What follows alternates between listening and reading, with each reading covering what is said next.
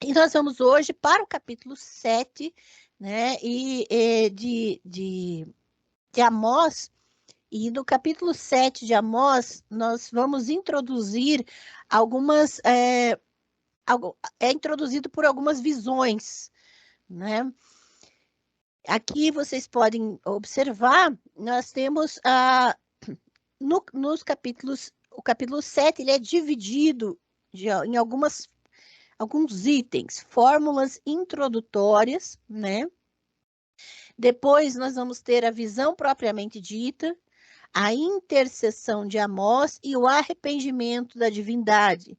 E aí nós temos essa repetição, né? Nós temos 2 vezes essa mesma fórmula de visão, e em seguida nós temos a fórmula introdutória, a visão propriamente dita, um diálogo e interpretação da visão e uma fórmula conclusiva.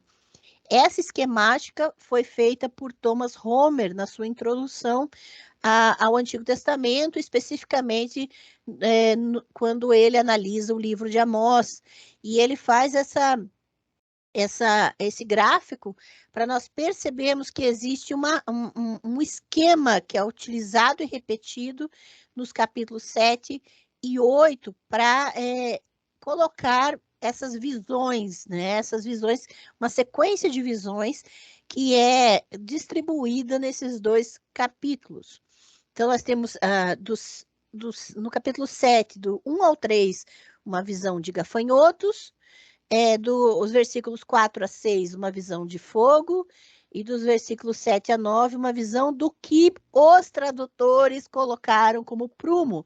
Mas nós vamos ver hoje que não se trata de prumo.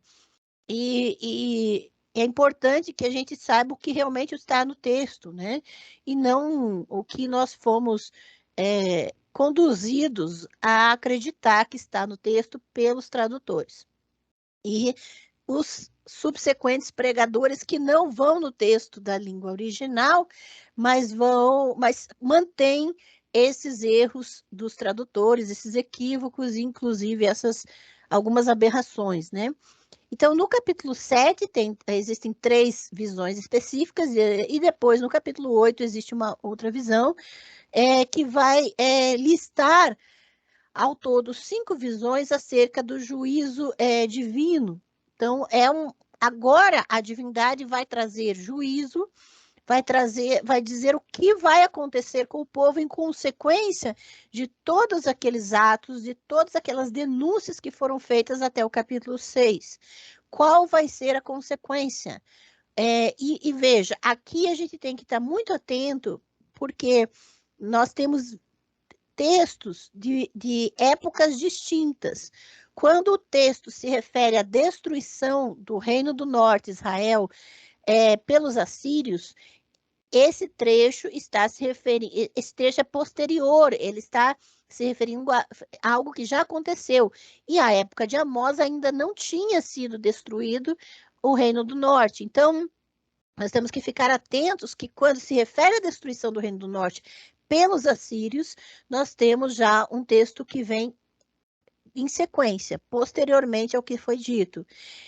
Quando o texto se refere à destruição de Judá, do exílio, ou quando o texto se refere a condenar o culto a outras divindades, vamos lembrar que esse texto é sacerdotal pós-exílico. Tá? Então, nós temos que ter esse cuidado, porque nesses capítulos nós vamos encontrar textos de inúmeras épocas, e aí vão formar essas visões e os julgamentos subsequentes.